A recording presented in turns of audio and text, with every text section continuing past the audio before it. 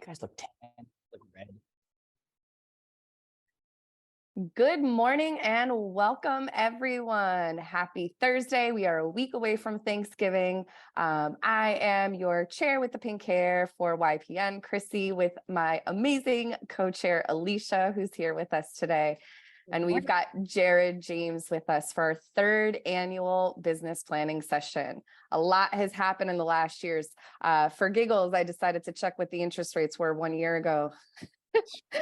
And they were just about 3.5%, and they're over 7% today. So it's crazy how much has changed in the last year. So Jared, we're really looking forward to what you have to share with us.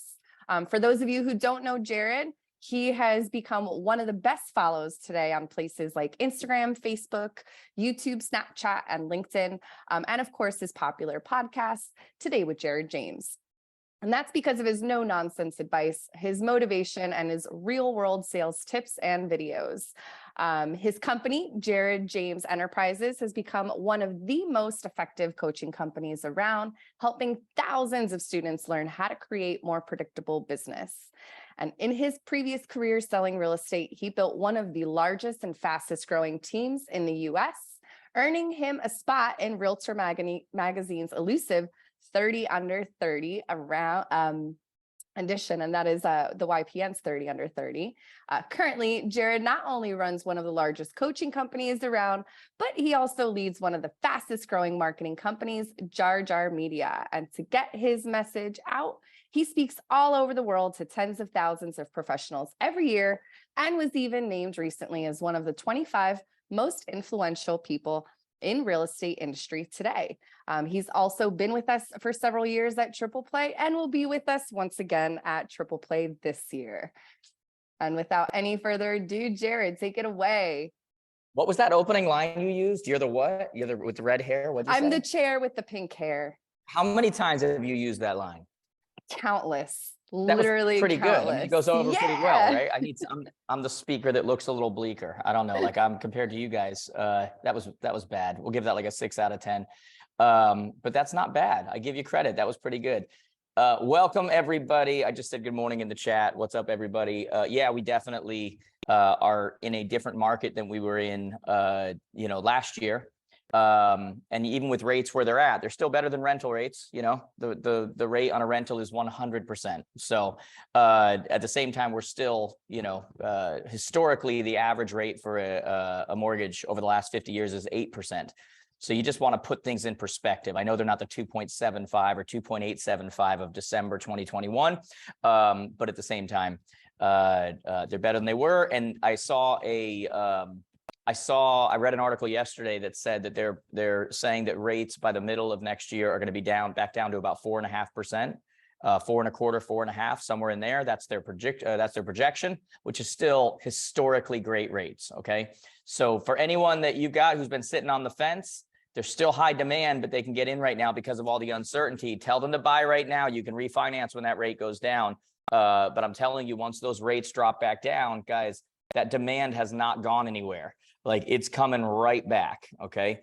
We just came through. This has nothing to do with what I'm teaching today, by the way.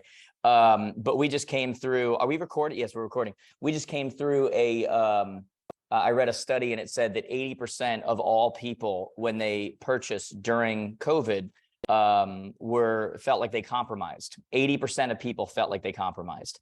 So think about that for a second. When 80% of people compromise, and then all of a sudden, you start to see competition go down a little bit, and you see those people are going to come off the sideline. They're going to get back in it. When rentals are at all-time highs, when you have things like vacation rentals, different things they can do with their homes, don't neglect the fact that a lot of those people are going to go rent their home or do something like that. And if they're one of those 4 out of 5 people who felt like they compromised, when rates go back down and such, you're going to see those people come off the sidelines and say, hey, we want to know what's going on. We want to get something that we actually wanted. So a lot of opportunity, a lot of things to look at right now. I mean, look, if I could see you all, I'd be like, hey, raise your hand if you've heard the word shifting market. It's like the new buzzword, right? We got tired of saying COVID. We got tired of saying monkeypox, and now we say shifting market. It's the new word. And yeah, market shifting. There's no doubt about it. It's already shifted. But if you ask me, it's the wrong focus. Like, yes, the market shifts, the market always shifts. I did a video about this on Instagram where, the real focus is though is how are you shifting with it to stay ahead? Because you have to look at business, you have to look at real estate, the real estate market, like it's on a conveyor belt and it's always moving. And it doesn't just take you going backwards to go backwards. All you have to do is stand still. And if you stand still, that market continues to move. If you stand still, our industry continues to move. And so our job is not just to focus on the fact that, hey, it's a shifting market. Our real job is to focus on how are we shifting to stay ahead? How are we shifting to remain the best option? And we're going to talk about some of those things today. I was doing a podcast. I don't do a lot of podcasts on other people's podcasts, but I did one a few weeks ago. And the interviewer asked me and they said, hey, what do people need to start doing in January to make sure they have a great 2023? I said, well, the first thing they need to do is not wait till January. Like that's a mistake. Our business is cyclical. What we do now shows up. It's almost like growing crops, right? You don't wake up one day and go, I've really slipped on this. I need to start growing some corn. And then it happens that day. It's cyclical. It's what you do now is what shows up later. So the first thing I tell you is when we talk about having a good 2023, really should have started a couple weeks ago, but even right now, is when you start. And so this is perfect timing for this. I'm going to talk about, I'm not sure, maybe 3 things, maybe 4 things. I'm not sure. I'm more focused on making sure that I talk about some info that is relevant for right now, that keeps you ahead, than I am about making sure that we cover 7 different points and we check all those boxes, because we're at a time right now where what you do is going to matter. And I think that's great. We are leaving an amateur market and we're heading into a pro market. It's a pro versus amateur market. We're leaving a market where a ton of people got their real estate license because they watched Millionaire Real Estate Agent, and they're like, I want to sell 4 homes and drive a Mercedes, and now we're heading into a market where, pros are absolutely going to win. And if you came into this market the last 3 to 5 years, the truth is, you came in under what I call a fool's gold market. Like it's not real. It's not real gold. Like the way the market was the last 3 to 5 years, that is not normal. 38 offers on every listing, like prices just skyrocket. That's not a normal market. Rates down, it's basically cheap money, free money. Like that's not a normal market. And so a lot of us, we've left a speed market and now we're entering a skills market. Okay. And that's not great news for a lot of you who have run around the last 3 years saying how you're not in sales, you're a matchmaker. Hey, I'm not in sales, I'm a matchmaker. And yeah, is matchmaking a part of your job? Sure. Doesn't mean that that's what you are. I took the trash out the other day. I'm not a trash collector. It's just part of what I do as a human being. And so, yeah, we need to matchmake. We need to do those things. But at the same time, we're in sales and there's nothing wrong with that. I told this story the other day, but it's just so true. Sales skills matter. Like the market we're heading into, your skills are going to matter, right? The quality of your answers are determined by the quality of the questions you ask. I have 2 teenage boys, and one of my teenage boys the other day, one of them was downstairs gaming because that's what teenage boys do. And the other one wanted to go outside and play basketball. So he yells down to the younger one. Grayson yells down to Noah. He goes, Noah, you want to go outside and play basketball? And Noah's like, not now. Grayson goes, great. See you in 5 minutes. And he starts to walk out. And I'm like, what? And I said, Grayson, come here, buddy. Come here. I want to talk to you. He comes over and I go, what was that? He goes, what was what? I said, that. I said, you just asked your brother to go play basketball. He said no. And then you're like, see you in 5 minutes. And he goes, Dad, he didn't say no. He said, not now. He said, 5 minutes is not now. And I said, my God, this kid is better at sales than I am. Like he's assuming the sale. And wouldn't you know it, 5 minutes later, my younger son came upstairs, went outside and played basketball. Like that is the power of the question. That is the power of the words. That is the power of sales skills, right? And so we're entering a market where that's going to matter again. We're entering a market where, look, we didn't just have people the last 3 to 5 years that got in and, because of the whole, TV world and everything else. What also happened was a lot of you experienced agents got lazy. And you stopped thinking you had to market your properties, and you stopped thinking you had to have good relationships with other people, and you stopped thinking these kind of things. And that's just not true. Now is the time when we got to get back to being a pro. Like there is amazing opportunity, but it's not for everyone. The pros are going to own the market now. And that's great for somebody who runs a coaching company. I'll tell you that right now. Sales skills coming back is an amazing thing. But one of the things we got to do is we got to stop saying how crazy this market is. You know, the market's crazy. It was this, then it's that. The market's crazy. Guys, it's not crazy. It's competitive. It's complex. It's complicated. It's a lot of other things. But you don't want to be calling it crazy. Have you ever been in a relationship with someone who's crazy? Like, that's not controllable. Right? Like you're driving to a work gathering and you're telling them in the car, hey, just don't talk about this. If they bring this up, just don't. You can't control someone crazy. So telling somebody the market's crazy is not the best move we've ever made. Okay. It's competitive, it's complex, it's complicated, but that's why they need a pro. That's what we need to remember. Yes, the market is all of these things, but that's why they need us. You know, we are more relevant than ever right now. And the one thing I do want to remind you too is, look, remember when things get crazy, make sure you don't.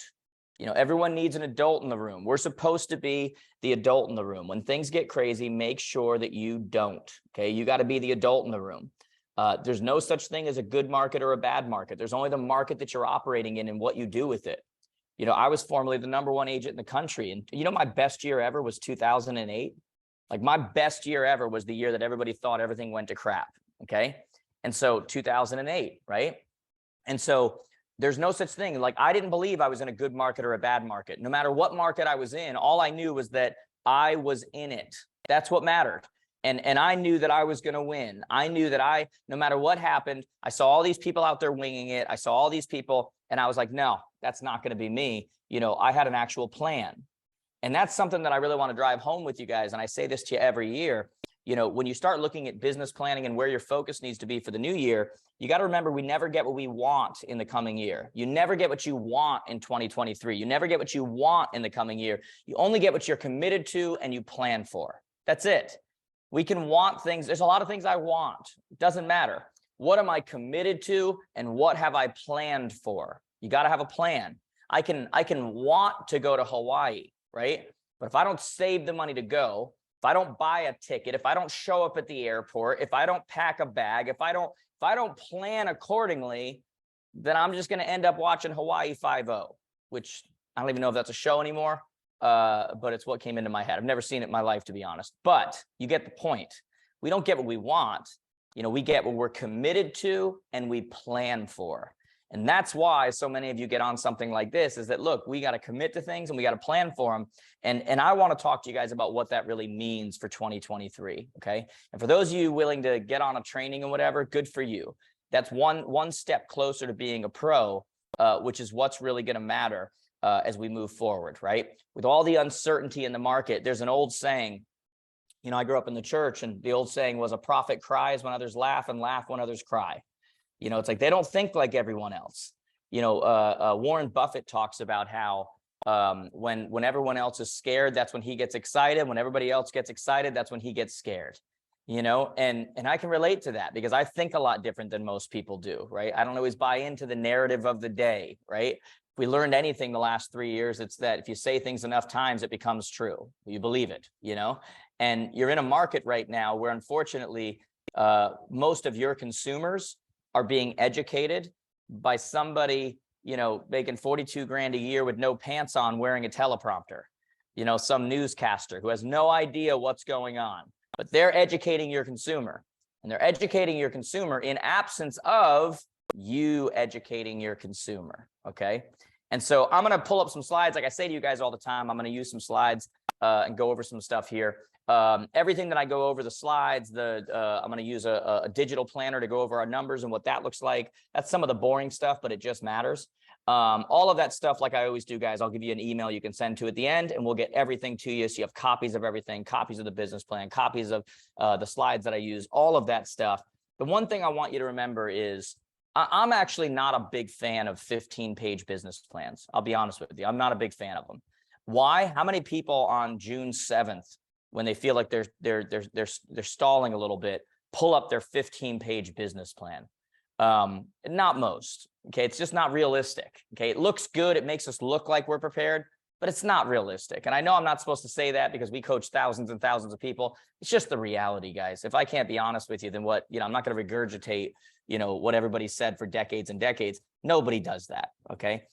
Business plans are good from the perspective of narrowing things down, getting specific about where you're going to focus. But at the end of the day, it's about your numbers, right? It's about your appointments. And so we'll talk about that. So I'm going to talk to you today about the numbers that matter to you, because that's absolutely going to matter. I'm going to talk to you about not building our business on rented land and what does that actually mean to us. And I'm going to talk to you a little bit more about how we attract people to us. Okay. And then at the end, I think we're going to do 10, 15 minutes of questions. So if you guys have questions,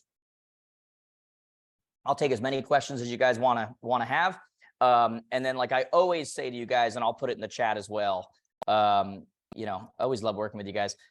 If you have more questions afterwards, I just put the link in the chat, connectwithjared.com. You can send me a question on Instagram or whatever, Facebook, Snapchat, TikTok, like whatever platform you're on. I'll answer whatever questions you guys have, but I'll do them live today as well. Okay. So with that being said, I'm going to pull up some slides here. I will assume that if you guys can't see these slides when I pull them up, then someone will tell me that, hey, Jared, we can't see the slides. But I'm assuming right now you guys should see the slides. Thumbs up. Yes. See the slides. Awesome. I'm getting a thumbs up. Awesome. So let's get right into this, guys. I said it before, we're in a pros market right now. So what does that really mean, right? What does it mean to be a pro? Pros keep things in perspective. Okay. I said earlier, look, everyone needs to have an adult in the room. We are at an age right now, we're at a time right now where everybody lives in extremes. Like, think about it. Someone gets the sniffles, and the first thing they do is they look up WebMD and figure out how many, weeks they have left to live. It's just like we live in extremes right now. We look this stuff up online, and it's like, when you wake up in the morning, do you still feel a little tired?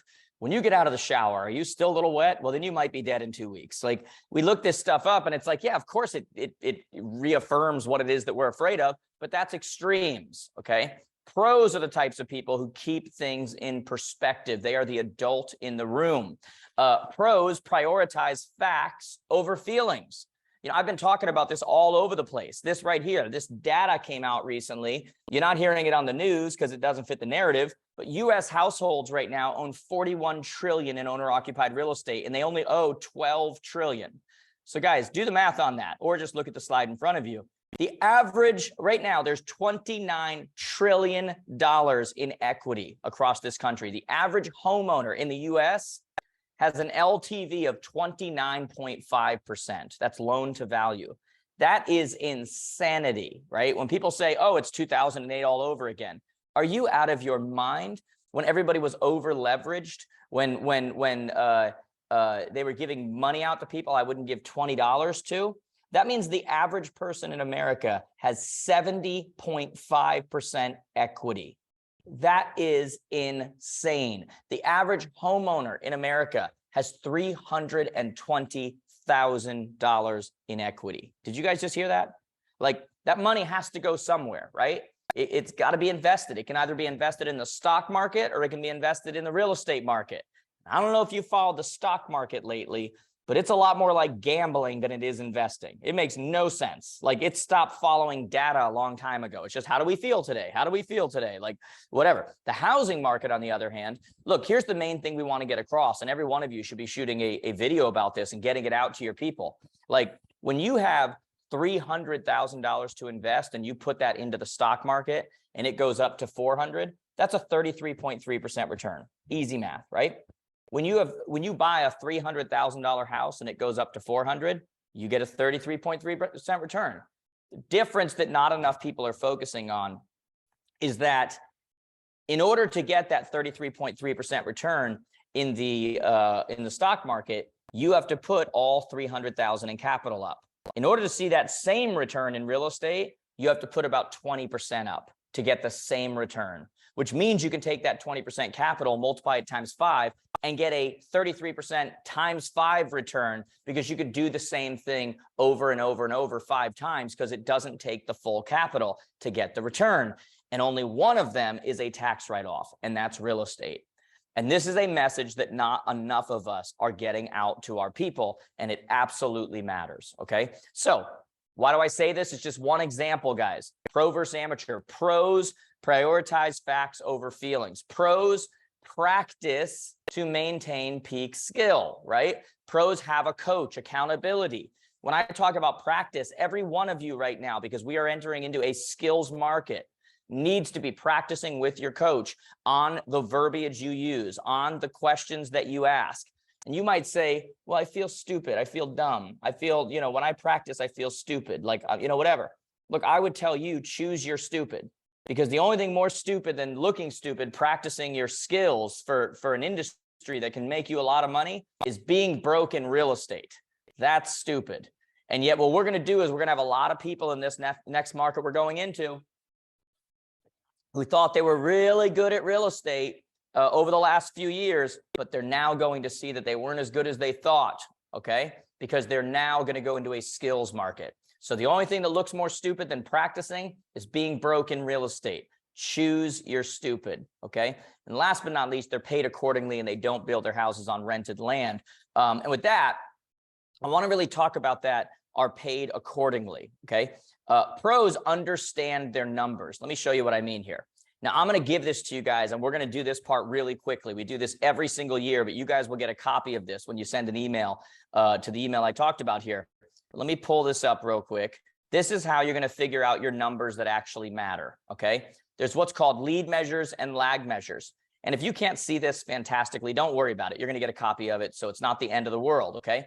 But we have what's called lead and lag measures. And lead measures are basically process. They're the things that lead to, what we're going to do. Lag measures are like results. They're the result of what we've done up until that point. How many times have you guys heard me say, if you focus on results, you'll get frustration. But if you focus on process, you'll get results. At the end of the day, we want to focus on process, lead measures. So we don't focus on closings because those aren't controllable. You can meet with 10 people, 8 of them close. Then you meet with another 10 people, 2 of them close. You had the same skills. You're the same person. They were just in a different situation. It's not controllable. But the thing we do control is appointments. And so when you start to look at your business, I'm going to give you guys this form. And basically this, let me see if I can make this a little bit bigger for you guys. This right here, you're going to fill out, and it's going to let you know the lead measure that actually matters. How many appointments do I need every week, every month to stay on track? Okay. And this is one of those things where, yeah, you're not going to go back to your 15-page business plan halfway through the year, but you can always stay on track with something as simple as how many appointments this week? How many appointments this week? Because that's a very tangible, practical number, right? So you look at this and you say, okay, my goal this year is to make $300,000. We'll just make it simple, okay? $300,000, right? My average commission last year, we'll just say was, I don't know, $8,500. I'm just putting in weird numbers, guys. Doesn't matter. So it says I need 35 transactions for that to happen. Okay, great. We'll say in the last year, I did 25 listing appointments. We'll say we listed 15 of them and we sold 13 of them. Okay, so that's going to give you a percentage. Okay, this year I want to sell blank number of listings. Well, if 35 is the total number of closings I need, well, I want 25 of them to be listings. Okay, now I'm going to do the same thing here with my buyers last year. You're going to have to figure these numbers out for yourself. I'm just putting in fake numbers, but what are your real numbers? Okay. So I know that if I'm doing 25 listings, I need 10 buyers because I need 35 transactions. So what is this going to do for me? This is going to tell me exactly what I need to make that happen based on my current closing percentages. Now, if you're skilled, if you have a coach, you get better, these percentages are going to go up. So these numbers, you're actually going to do better than what this says. But this is telling you that every single month, every week, I need just over 1 appointment a week, and I need 6 appointments per month. Like proactive, made them happen appointments. Proactive, not, hey, someone called me and I went and did this, but proactive, meaning, let's just say instead of this being 1, let's say that this number was actually 2, and I need 2 appointments per week to make my goals work, okay? What that means is that my calendar, the items on my calendar, need to work around and need to support that number, because we're all busy. Let's face it, we're all filling the calendar. We're all busy. But at the end of the day, if I know that I need 2 appointments per week, That means that I need to have scheduled time on my calendar where I prospect in some way, right? Whether that's circle prospecting, whether that's working with my core 100, whether that's doing active open houses, whether that's having internet leads that are coming in and I've got a time when I'm calling and I'm converting, whatever that thing is for you. I know that my number is 2 appointments per week. So I have to have items on my calendar that ultimately support getting those number of appointments. And the beauty in knowing those numbers is that we always know where we're at. You know, it's sometimes it's going to be Tuesday at 10 a.m. and we're going to have 2 appointments that we proactively set up and we know that we're on track. And the freedom that comes with that, the peace that comes with that is amazing. Sometimes it's going to be Friday at noon and we've only proactively created 1 appointment. So what do we know? We know that we got to get on it because we're behind schedule, because in order to stay on schedule, 2 appointments. Now, the number may be different for you. You've got to do this according to yourself, but this is the boring stuff that matters. Know your numbers. Know how many it takes. That's what will keep you on track. That's what will give you freedom. That's what will ultimately give you peace, right? We need to know the benchmarks that matter. We tell our one-on-one students, we tell them, hey, assess where you are now or regret where you end later. Assess where you are now or regret where you end later, okay? It's not a guessing game. It's not guessing how much you owe on your credit card. It's an absolute, and that's how you stay on track regardless of market, and that's how you always know where you are. It's by doing that boring crap, like just what's the numbers? What are they? And those are the numbers that matter. It's not closings. You can't control that. It's the process over the result. It's the lead measures over the lag measures. When you go and weigh yourself at the end of the year and you don't like the scale, you don't get ticked at the scale. That was the result. You get ticked at the brownie from the night before and the ice cream from the night before that and the pumpkin spice latte from probably every single day, right? That's what you get upset about, not the result, because you don't have control. You have control over the process, okay? So the first part is we got to know our numbers. We got to know our benchmarks. That's the boring stuff, but everything else doesn't matter unless you do that. Assess where you are now or regret where you end later. The second thing we want to look at is that we don't want to build our business on rented land. Let me explain what that means right here. Don't build our business on rented land, okay? So let me show this to you guys. You should see it right now. Okay, when we talk about building our business on rented land, now there are basically 5 different ways that we create business within real estate. Okay, there's proactive prospecting, there's making content that attracts people to you, there's running paid ads, there's leveraging third parties, and then there's referrals. Okay, these are the main 5 ways that we kind of, you know, you can always come up with a couple others, but these are the main 5 ways that we make business. Now, when I talk about building your business on rented land, here's what I mean by that. If your business is run by a source that if they pulled that source, you'd be screwed, you're building your business on rented land. And I think if I were to ask you guys, hey, how many of you would build a house on rented land you don't own? You'd be like, well, of course not. Because the moment they decided to do something different with that land, my investment is completely ruined. It's, you know, it's a waste. Yup. Same thing with your business. Okay. This point was made to me oh so more clear when I watched, I don't know if any of you saw on Showtime that series called Super Pumped. It was about the start of Uber. Did any of you see that? I don't know, maybe not. Little startup called Uber, you might have heard of it. And at one point in the show, in the series, there's a moment where the CEO of Uber, the founder, and the CEO, Tim Smith of Apple, have a meeting. And they have this meeting because Uber was doing geo-targeting and they were pulling data on people within areas in a way that wasn't allowed, that was against Apple guidelines, okay? And here we are, Uber at the moment is the #1 app in the world. It's the #1 app on the Apple Store. And the CEO of Uber and the CEO of Apple are meeting because Tim Smith, the CEO of Apple, is going to tell the CEO of Uber, hey, guess what? We're pulling your app from the App Store because we warned you and you didn't listen. And so now we're going to pull you from the App Store. And the point that was made to me was that Uber was going to go from the #1 app in the App Store to being obsolete overnight. And not because of the decisions of the consumer, but because Uber didn't own the land that they were operating on. Okay. Apple owned it, right? It's the reason that when you look at something like Amazon is so powerful, not because they make the best products, but because they own the land. So we need to start looking at our business and saying, do we own the land? Do we actually own the business that we're doing? And really, when you start to say that, it's really not even about, where the business comes from. Let's think about that for a second. It's not about where the business is actually coming from. When you talk about, do you own the land? It's the intent. Okay. You guys, I assume, can see my screen again. Yes. It's the intent of what you're doing with that business. And really, everything you do within your business, every source should all point to database. Think of it this way. If you have the new data comes out, it says that the average person buys or sells once every 10 years. Okay. That means that if you have 1,000 people in your database, that means you have 100 sales in the next 12 months sitting under your nose in your database. Really, you have 150, because half of those people are going to buy or sell, half are going to buy and sell. That means in the next 90 days, you have 37.5 transactions sitting under your nose in your database. Okay. It's how powerful database is. Hey, if you have 5,000 people in your database, think about the numbers on that, right? That means that you have 750 people that are going to buy or sell just in your database, not even from outside sources, just in your database, right? And then in the next 90 days, 187.5.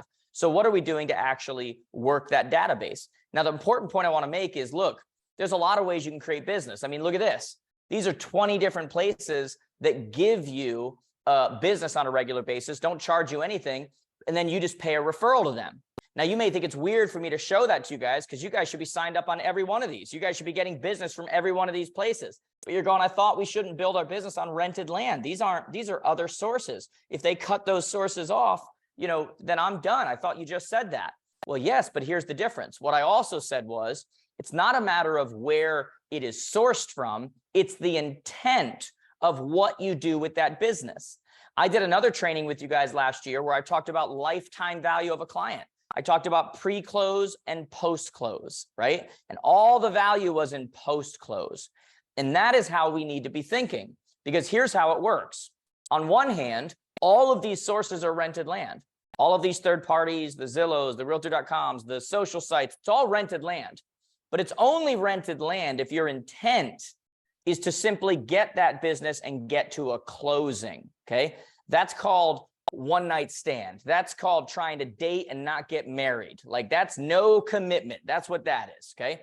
But when you look at the next one, this is the difference and this is the goal. You have the same sources coming in. You have the third parties. You've got the social leads. You've got the Zillows and the Realtor.coms. You got all that stuff. But the intent of why you bring these people in is database, okay? If you can get to the place where it's now feeding into the database, well, now you're going to own that land. You might have pulled it from someone else, but now they're in your database. But that only works if you work your database. And the number one way, the number one form of marketing in our world today in real estate is email marketing. It's your database. It's the number one open rate. It's the number one conversion. It's the number one. Nobody talks about it because it's not sexy. Most people don't even know how to, all they ever send out to their database is the latest recipe, snore, like they don't care. They can go on Google for that. Or they send the latest interest rates, which again, Siri, what's the latest interest rate? Good to go. Didn't need your email. Unsubscribe. Okay. And so we've got to get better about our database. So let's get practical. And by the way, an Excel sheet, Gmail contacts, it's not a database. Okay. That is not a collection of whatever. That's not a database. Okay. So let's talk about that database very practically. Guys, I have a massive database. And in our massive database, we have an over 50% open rate, which is unheard of, because what good is a database if they're not getting your information? So let's talk about what kind of information you send them and how you get more of them to open it. I'm going to do these very quick because I'm going to give these slides to you. So you guys don't worry about trying to write these down and stuff. But how do you get your emails opened? Well, there's things called ISPs, internet service providers, and they look for certain things in order to either deliver your email or have it go to spam and not be delivered. Okay. And one is that you want to make sure your subject line doesn't go over 41 characters, because 41% of people open your emails on a mobile phone. So after 41 characters, it goes to ... So So unless you're doing like a teaser, hey, here's the 5 ways to get the most money, and then it goes dot, don't go over 41 characters. Make sure your subject line is represented in the first paragraph. So if you say, here's a great new deal in blank, their area, somewhere in that first paragraph, it needs to say, here's a great new deal in blank. Like if you, for a lot of you who get my emails, go back and look at our emails. We follow these rules, which is why our open rates are so high, okay? Make sure that any hyperlinks in there, like click here, that kind of stuff, are in easy to touch buttons. Don't just put text and make it a hyperlink. Make it an easy to touch button because it's mobile. If it's difficult, they're going to move on. Make sure you use larger text so it's easy to see. Only use temples with a single feed scroll. Don't pick one of those templates where it's got a picture here and the writing over here and it's side by side. All single scroll. You got to think mobile when it comes to this stuff, okay? Use parentheses in the subject line. A lot of you will notice when I send something out like a podcast, in the brackets, it goes new podcast or video, new video. Open rates go up. Your unsubscribe link needs to be relevant. Don't use a public domain. Do not be doing mass email to your database from AOL, from Gmail, from Yahoo, from SBC Global, from Hotmail, you need a professional domain. Like we use jaredjamestoday.com, right? It's a professional domain that will have a higher deliverability rate. Follow the 80-20 rule, which means 80% text, 20% images. Don't ever do more than 20% images. And your branding has got to be consistent with your company's online branding, meaning the branding in your email's got to match the color and style and everything that is found on Google, that is found online. I'm going to leave all that to you, okay? The 5 types of emails that every company needs to have now to get open rates, to be able to interact and engage with this database so they stay with you. So you own the land. You got to have an intro email. When someone signs up, it goes out, tells them what to expect. You got to have an email that goes into insider info and lets them know what's going to be coming on the market that maybe they don't know about, that they, that hasn't hit the market yet, that you're aware of, an investment. They love those types of, that kind of info.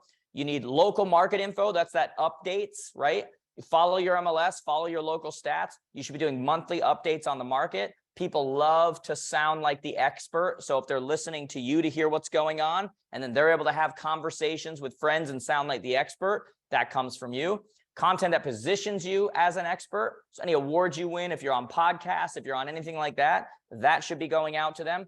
And a discovery email, right? Asking them what they want to hear about and what they want to see and what they want to like, and here's what you can expect from me. Like all of that kind of stuff are the types of things that you want to make sure that you're sending to these people, because your database, although it's not sexy, that's the #1 thing we need to be focused on in the coming year. Now, when we talk about database, one of the #1 ways we do that is through social, through content, okay? And the third thing I want to focus on with you today is your content library. Content library, guys. I say this all the time. Don't just listen to what I'm saying. Watch what I'm doing.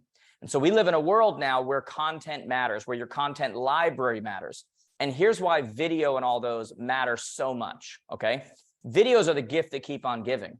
Like when you create a video right now for the difference between a pre-qualification and a pre-approval, or whatever the video is you make, your consumers right now that relate to it and listen to it are different than 6 months from now, 3 months from now.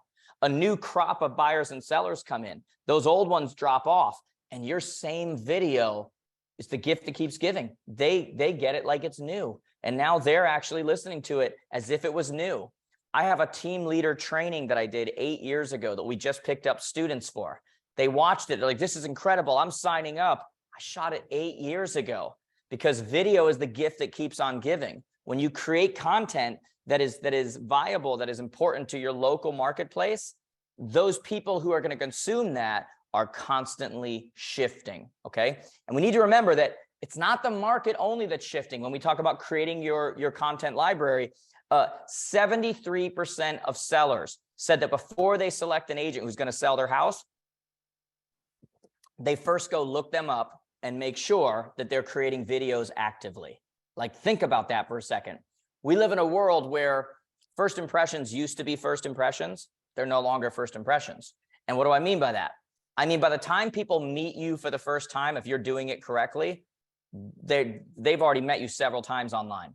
Like they already know you. They've already watched you. And many of them aren't even getting a chance to do a first impression with you because they can't find you online, or they can't, and they just move on to somebody else. And we're blowing our opportunity because we're not creating a content library.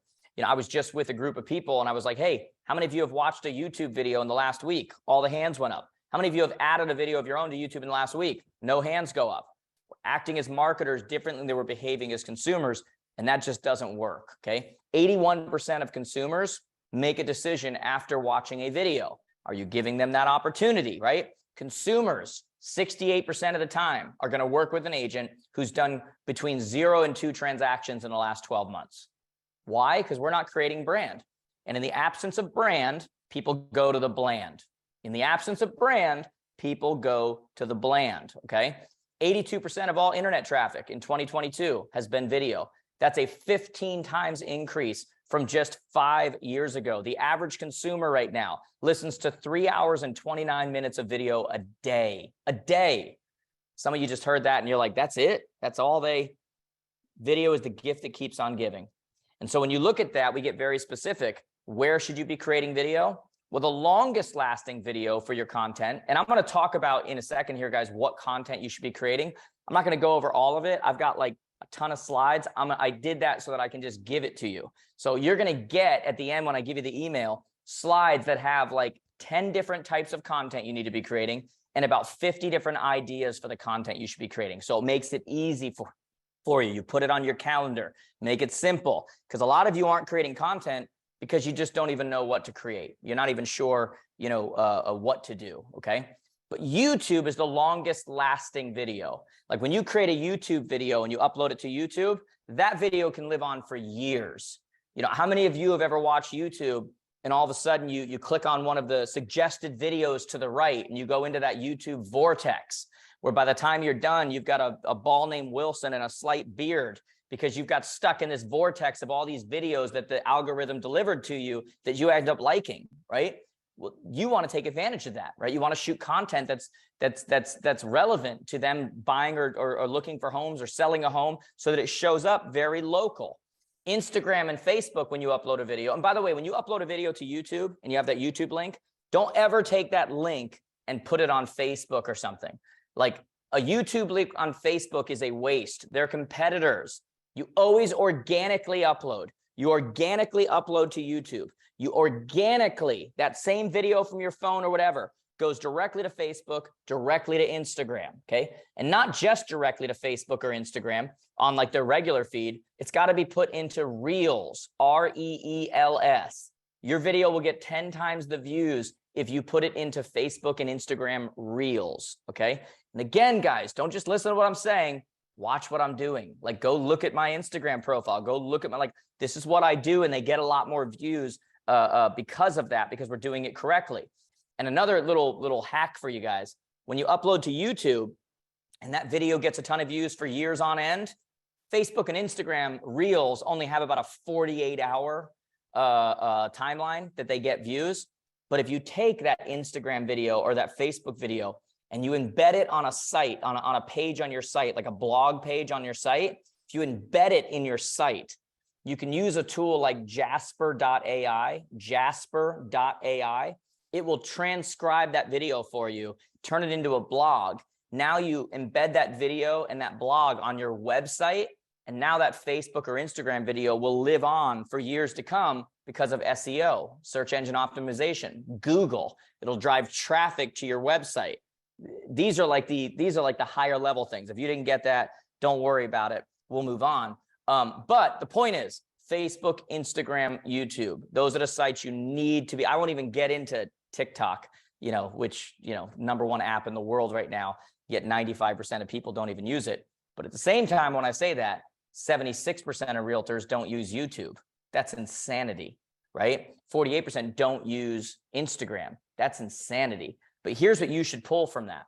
What you should pull from that is, hey, look how little it takes to get ahead. And I know a lot of you are watching this right now and you're going, I didn't get into real estate to be a content creator. That's great. My brother's a mechanic. He didn't get into mechanicking. I know that's not a word, to learn how to fix cars with a computer. But if he wants to continue to be a mechanic, he had to learn how to use a computer. I know you didn't get into real estate to create content, but if you want to continue to be in real estate, you've got to create content library. You've got to get to them first, right? How many times have you guys heard me say visibility trumps ability, right? So I'm going to show you guys these, but I'm not actually going to go through them. But for those of you that are wondering like, hey, what content do I create? Here you go. All of these slides are going to come to you, okay? It's going to be 10 different things, 10 different, ways or whatever that you should be creating content. But I will give you, before we go to questions, I will give you kind of a little bit of a hack on videos, okay? If you want to create videos that get a lot of views on top of the ones that I'm going to give you there, but I'm not covering those 10 different types of content to create, here's what you do. Here's 2 really quick hacks, and then we'll go to questions. Number 1, go on Google and search something very local, very specific, something like best agent in your area, whatever that area is. 3 ways to get more money for your house in blank, whatever that is. You don't care about the result. Just plug it in there and whatever. After you plug it in on Google and that search happens, about halfway down the page, it's going to say people also searched for, right? And what you're going to do is Google's going to give you like 6 to 8 things that people also searched for. But more importantly, Google is showing you how their algorithm works. Whatever those people also searched for, you need to go make those exact videos with the exact title of what Google says. People also searched for, because Google is telling you, this is what we're going to return. Like this is going to show up. That's how you get views organically. It's a little hack. That's gold, by the way, for those of you that do that. You can do the same thing on YouTube. Go on YouTube and write in the same kind of a thing, right? Best agent in, how to get more money for your house in blank. You want to be very local, very specific with your search, and then start looking at the right-hand side where it gives you those videos that are being suggested to you. You're going to see local videos that have 43,892 views, okay? What YouTube is showing you is how the algorithm works. And they're like, this is the type of video that we're going to show people organically. What you need to do is go make videos with those exact titles, because you are now going to siphon off views for what YouTube is already telling you matters to them, okay? Those are 2 hacks, by the way, that are absolute gold. Some of you are going to take that, you're going to run with it, you're going to get a lot of views on your videos, and in today's world, your database, the views on videos, these are the things that bring people into you. Because like I say all the time, and I will be saying for 50 years from now, visibility trumps ability. You have to get in front of people. And although our industry hasn't changed from the perspective that we're still a people business, a people first business, how we get to that point of actual contact and relationship has changed. Once we get to that point, it's the same, it's relationship. But how we get there has absolutely changed, okay? So I'll show you guys one thing here, and then we're going to go into questions. If you guys want, let me pull this up here. If you guys want those, what do you call it? The digital planner that I showed you. If you guys want the slides that I gave you that show all the content, that show all that kind of stuff, just send, like I always say, guys, there's an email at the bottom right here. Just send an email to yes@jaredjamestoday.com. Just literally from your computer, your phone, just send an email. Doesn't matter what the subject is. yes@jaredjamestoday.com. I'll put it in the chat too. yes@jaredjamestoday.com. And I'll end with this, guys, before we go into questions. Look, you got to know your numbers. Like, I know that's the boring stuff, but for the new year, you got to know your numbers. Take advantage of that motivation that you have right now to do that, to figure out that boring stuff, okay? So know your numbers. Don't build your business on rented land. And rented land is not about the source, it's about the intent. Do you get that business from various sources and just try to close it, get to a closing? Or are you getting it, closing it, and it's about the database? We got to get serious about the database. These third parties exist and steal your clients because we're not doing our jobs, okay? Database is ultimately what matters, and you got to get serious about your content library. That's the world we live in today. Realtors are content creators, and if you're not, you're going to underperform. And at the end of the day, get with your coach, get with your mentor, get with that person, get intentional about what's going to happen in the new year, because we are heading into a pros market, and the pros are ultimately going to win. You've got to decide what's acceptable for you, and then you build an environment around you that supports it. And that means the people, that means the tools you use, that means all of that stuff decide what's acceptable, and build an environment around you that ultimately supports that. Okay. And so with that being said, guys, I'm going to open up to questions. Like I wrote earlier, you guys can send me questions also through the social stuff. Just go to connectwithjared.com. If you send an email to that yes@jaredjamestoday.com, my office later will send you out slides and the digital planner and some additional training also, some templates, some scripts, some dialogue, some things you guys can use, just some free stuff for you to really help you as you're heading into the new year. But any questions? I know we're on a bit of a delay, but any questions? Thank you so much, Jared, for spending some time with us today. Most of the questions so far were centered around where do we get our hands on this material, and also will the recording be shared later? That's a question for you guys. You guys going to share the recording? I'm good with you sharing it. Yeah, I'm pretty Yes. sure we're going to be updating it to the website. I have Sure. questions coming in on Instagram. So really quick, someone just asked me on Instagram. I don't know why they're putting it here and not there. Should I have a business account or a personal account on Instagram, and why? And why Reels? Okay, so pretty simple. Reels, because you get more views, you got to pay attention to what the platforms are pushing, what they're promoting. And right now they're promoting Reels. You know, just like when IGTV came out, Instagram TV, although they've gotten rid of that now. At the time, if you uploaded to IGTV opposed to just doing a regular upload of a video, it got more views. Well, that's what it's like right now with Reels, both on Facebook and on Instagram. So you upload to Reels because it's what they're promoting right now, and it'll get you more views. And the reason why you create content is so you can have as many views as possible. You want as many eyeballs as possible. You want as much attention as possible. Now, to the other question, business versus personal, I have a different answer for this than I do for Facebook. Instagram, I highly recommend a business profile. Why? Because the algorithm doesn't punish your engagement or your views any different from a business page from a personal profile. Okay. Whereas on Facebook, if you post something to your business page, nobody sees it. On Facebook, you only have a business page so you can create ads. Like, that's it. On Instagram, they don't do that. They get the same amount of engagement, whether it's a business or a personal. The difference is that on a business profile on Instagram, you can see insights and you can see what's working. You can see what people are engaging with. You can see their most engaged times. You can promote posts. So if you have a really good post that's working really well, you can promote it to your area so they're seeing more of it. You know, all of that stuff. So there's no downside to having a business page on Instagram. And again, on Instagram opposed to Facebook, you have to have a business and a personal, because in order to have a business page, you have to have a personal account connected. Instagram's not like that. Instagram, you can just have one. And so a lot of you out there that have separate business than personal, it doesn't make sense to do that, guys.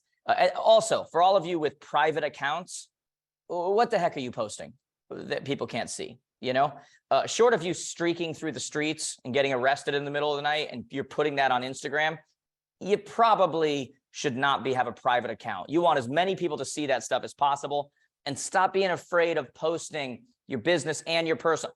Guys, it's 2022. It's about to be 2023. There is no boundary. There is no kind of veil between business and personal anymore. It's all the same. Like, somebody who does this like me for a living 15 years ago couldn't wear a hoodie doing a training, couldn't wear sneakers on stage, it's a different world. The reason why so many of you and other people follow me is because, hey, you like the training stuff, you like the business stuff, but you also like the hashtag did you sweat today? The, you know, seeing me do stuff with my kids, seeing different parts of my life, seeing, you know, whatever. That's the part that connects us. That's the part in your area. How many agents are in your guys' area, do you think? What do you guys think?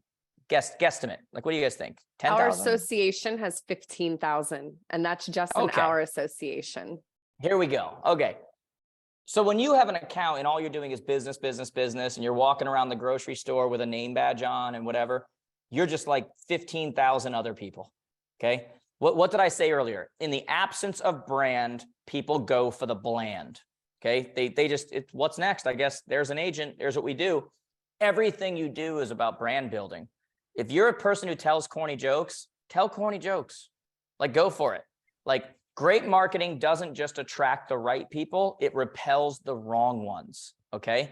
And so we've got to do a better job of really pushing out and understanding what our brand is and who we are, and let people connect with us on a business and a personal level. You know, if you're afraid of putting up a picture, I was taking a picture with someone last week, and after my event, they did a happy hour and a meet and greet. And someone brought me over a vodka, and they're like, "Do you want to put the vodka down for the picture?" And I'm like, "No, why would I do that?" "Well, I don't know if you want people to see that." And I'm like, "Oh, people who follow me don't ever drink vodka?" "Yeah, they do." You know, now I'm not going to put up me doing 10 shots, you know, like that's an alcoholic. Also, I would never do 10 shots. I'd probably never even do one. But my point is, I'm not afraid of letting people see me. That's part of the brand, right? That's part of what connects them to you. So there is no business personal line. It's just you and all the roles that you play within your life, all the facets that you play within your life. All right, we have questions rolling in right now. Two quick ones, probably piggybacking off of what type of accounts to open. What are your thoughts, Jared, on LinkedIn for marketing? It's all right. I get asked this all the time. It's like anytime LinkedIn's made a little bit of a push now. And so people are like, "Oh, LinkedIn's back." And it depends on your clientele. You know, I was in New Jersey yesterday doing an event, and they have a very high clientele. So yeah, a lot of like CEOs and that stuff, the only platform they're actually active on is LinkedIn. But overall, I don't promote LinkedIn overall because Instagram and Facebook are more effective. It's not that it's not effective, it's that they're more effective, okay? I look at LinkedIn a lot like I look at like BombBomb videos. You know BombBomb, the company? They're a one-to-one video platform. That's really what that's for. That's what its best use is. They're not a YouTube, which is a mass. I look at LinkedIn like that. LinkedIn is a great place when you're going after a higher clientele to reach out one-to-one. But as far as like getting your stuff seen on the masses, from the masses, yeah, you can post there because it doesn't take a lot of extra time, but you're going to get a much better effect Facebook, Instagram, YouTube. Awesome, thank you. There's a couple tie-in questions here. One, I think, is an umbrella question. What are the top 3 habits you would suggest getting comfortable with going into 23? And video is obviously one of them. And there's a lot of people asking, how do I get comfortable creating videos? Is there training to, do you offer training in your coaching programs to start creating videos? Yeah, so I hate questions like what are the top 3 because it like narrows it. Like it's kind of like when you go do a presentation and they want to know the 7 things, like as if it's always a 7, you know?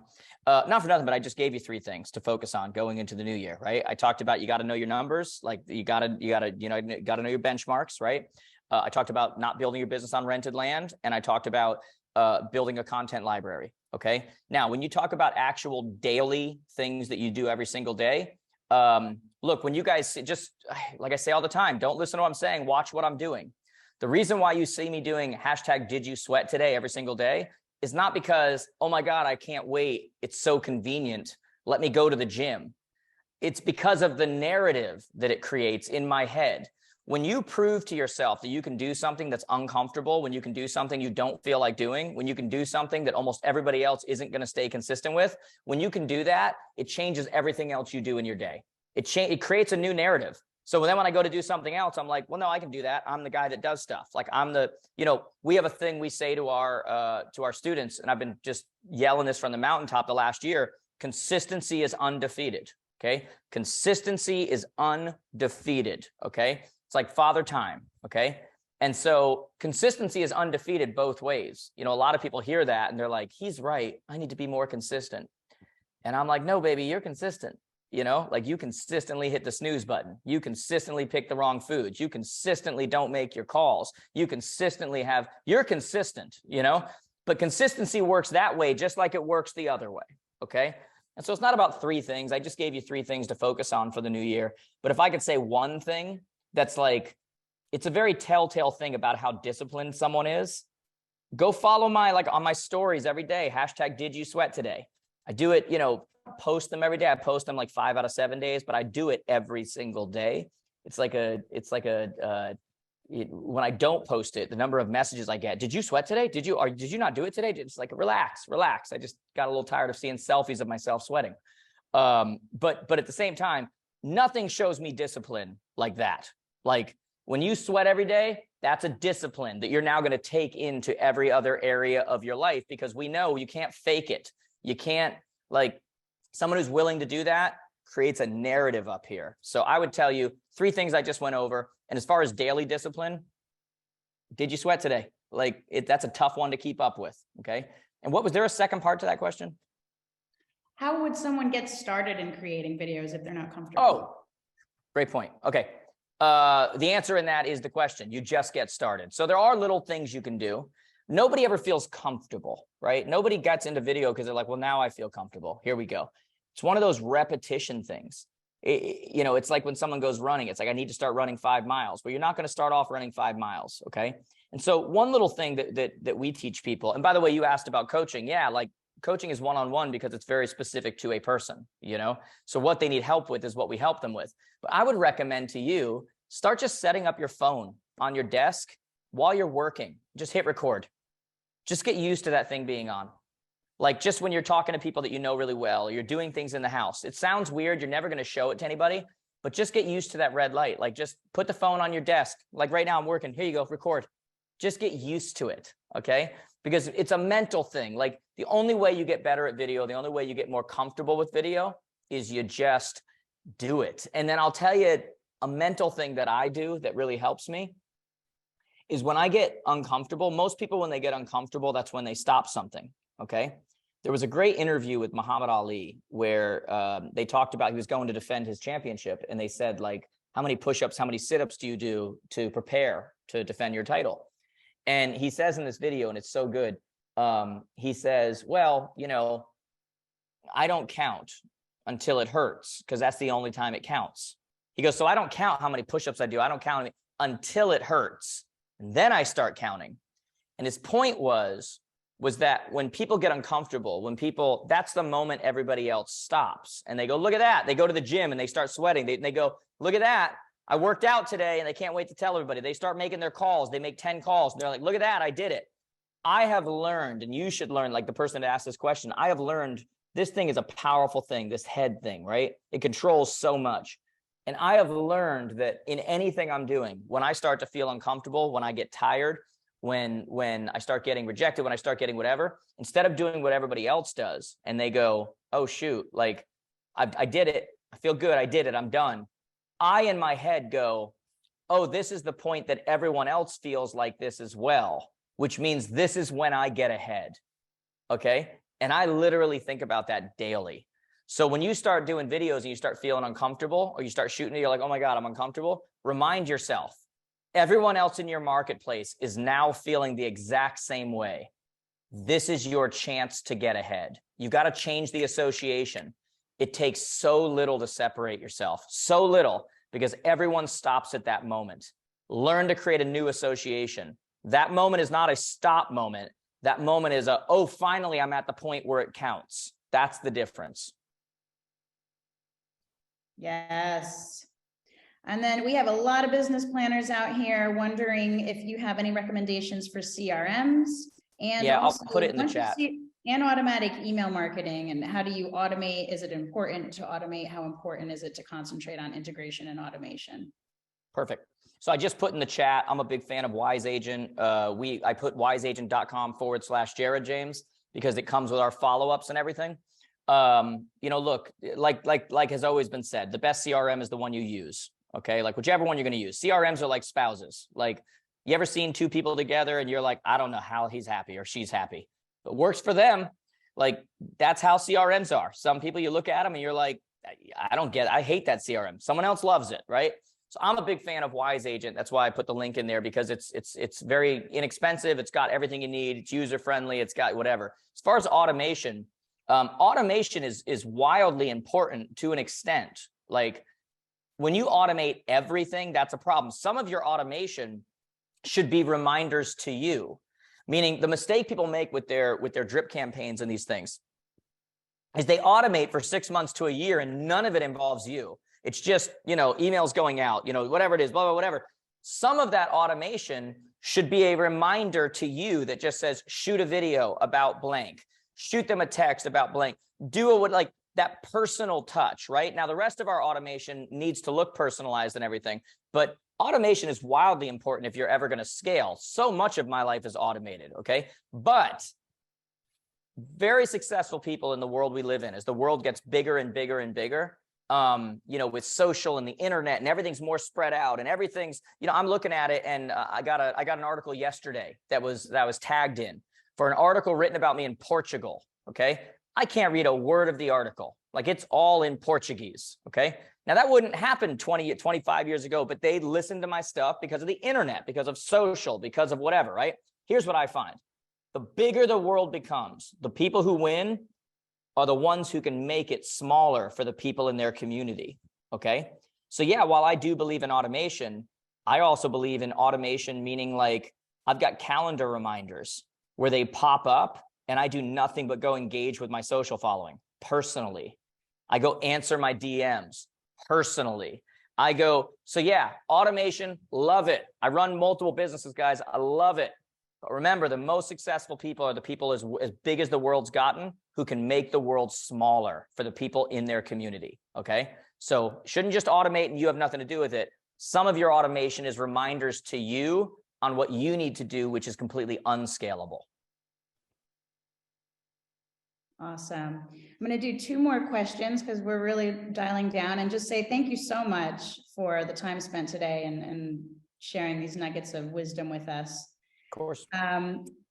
For YouTube, should we be creating a professional account and then the content constantly changes under there? So I think with this, like, are we getting personal in those business accounts, or is it just strictly related to real estate? What do you recommend for YouTube? So YouTube, we actually did a video on this. You can probably find it on YouTube. YouTube has what's called playlists, which are, it's like categories. So that's the beauty of YouTube, okay? So if you go to my YouTube channel, for example, you'll see Jared James Show. You'll see keynotes. You'll see quick hits. You'll see day in the life where we did like vlogging. You'll see videos with, like I did with me and my kids. So I don't have a problem with you doing personal videos aside from doing your business stuff. Just categorize it correctly. And again, YouTube, what they call their categories is playlists, okay? So you can actually customize your channel and create specific playlists. And then when you upload a video, you have an option of selecting what playlists you want to add those to, if any. So yeah, look, if that's your personality and you think it's like something that should be out there and whatever, awesome. Just create a playlist for it. So it's categorized so you don't confuse the user going, I don't really know what this channel's about. Awesome. Thank you. And last but not least, Jared, do you have a coach? Yeah, I do. I do. Someone here that you guys wouldn't know. It's not like somebody that you guys would know. But I'm a big believer. You can't say that accountability matters and everything else. You can't say that, yes, like we're all people, these brains work against us, and so we all have intention for what we're going to do. But most of us never stick to it. If you go to the gym, right, and you don't have somebody, like, think about it. If you go to the gym on your own, you go to the gym with a trainer, you'll go in to do 4 sets of 12, and right around 3 sets, around 8, you're like, well, I'm tired. Look at me. I worked out. Whereas you have a trainer there, and just because you questioned it, they make you do 10 more reps. Like, you do more when you're held accountable. And by the way, for those of you considering a coach and stuff, like, forget about like, oh, I want a coach who I love. Most of our students, yeah, within 6 months to a year, they love their coach. But if you love your coach after month 2 or 3, they're probably not doing their job, okay? Because the coach's job is to figure out what you want, lay out a blueprint, a game plan, and then make you stick to it. And what most of you are going to find is right around month 2 or 3, you're going to realize just how addicted you are to your unproductive patterns that you've been following so far, okay? And you'll be like, no, I don't want to do that. It's like going into rehab, I need to get help. And then when they really don't let you keep drinking, you're like, wait a second, and people lash out. So not that the people on here are addicts, but we are addicted to our patterns, okay? And so, yeah, coaching matters. It's just accountability, guys. It's amazing how much more you can do. It's amazing how we don't want to disappoint other people, but we will disappoint ourselves. And so when you have someone else that you're paying and you rely on them and you don't want to let them down, I can't tell you how many of our students have told me, we just had our Jared James Advance. And we had student after student who was up on stage. I doubled my business last year. I tripled my business. I've got more time. I've got more whatever. And they one after another would talk about like, I just didn't want to get on a call with so-and-so. I didn't want to get on a video with my coach and tell them I didn't do, I don't want to do that. Like, I don't want to waste their time. And it's amazing how much we will disappoint ourselves and not other people. Guys, anybody who didn't have their question answered, just, we put it in the chat. I'll put it one more time. Just go to connectwithjared.com. Send me a question on Instagram or Facebook or whatever platform you're on. Doesn't matter to me. Make sure we're connected on there, guys. We got a ton of content coming out for you to just help you because it's more relevant than ever right now. The market's shifting. Opportunity is not going to be for everybody, but it's going to be for those who actually, make a commitment to be a pro. Okay. And I'm hoping that's a lot of you because I don't want you guys underperforming. I don't want you going up when the market goes up, going down when the market goes down. We do this with a lot of people. I want to show you how you actually, can make sure you do well in any market because you rely on yourself, your families rely on yourself, the people around you rely on you. And so you got to take that responsibility serious. Thanks for challenging us to get out of our comfort zones. I think everybody is going to be really impressed with themselves as they grow. There you go. And Chrissy, do you have anything to add? Just, Jared, do you happen to know when you're speaking at Triple Play? That's a good question. And I am like zooming in. I've got an event in Vegas. I'm flying right in. I got an event in Arkansas of all places. I got to fly right out. I'll tell you right now. Hold on. And That's what are you December, speaking right? on? I'm going to tell you right now. That's December, right? December. Yep. I Okay, just found it. How to December. start running a business and stop running around. Does that sound There familiar? you go. And I'm doing it twice. You are doing it twice. 9:30 to 11:30 and 2 to 4. Amazing. And that's a so great you'll be topic. there I mean, that's on like Wednesday. that's an infrastructure topic. So yeah, 9:30 to 11:30. We'll probably talk about predictable revenue streams. We'll talk about infrastructure. We'll talk about all that stuff. But yeah, 9:30 to 11:30, 2 to 4. I don't know how I ended up doing a session twice. I don't ever do that, but I guess that's what I'm doing. So I'll see you all there. I think that's December 7th. December 7th. You got it. Wednesday. And I'm going to show up with pink hair. Okay. That's how much I want you guys there. Okay. I can't let her steal this. Okay. I'm showing up with pink hair. I would absolutely love to see that. I think we I don't would know. all show up just to see that. Difficult times. I might get canceled for that. They might say I'm making fun of Pink the singer or something. I don't know. Like, it's difficult times. That's a risky move for me to go do that. Who knows? We'll see. That is so awesome. Well, Jared, thank you so much for coming on for the 3rd year in a row. It has been so much has changed in the last year. So I know it's more important than ever for us to make a plan and more importantly, stick to it. So everything that we went through it today, make sure that you guys are taking that and actually building that business plan so that you are ready to dominate next year. While a lot of other agents are unfortunately going to struggle because it's not as easy as it has been to do business in the last 2 years. So Jared, again, thank you so much. Can't wait to see you all in Triple Play in a couple weeks. Have an amazing Thanksgiving and amazing rest of your week. See you guys. Thank you guys, everyone. Bye.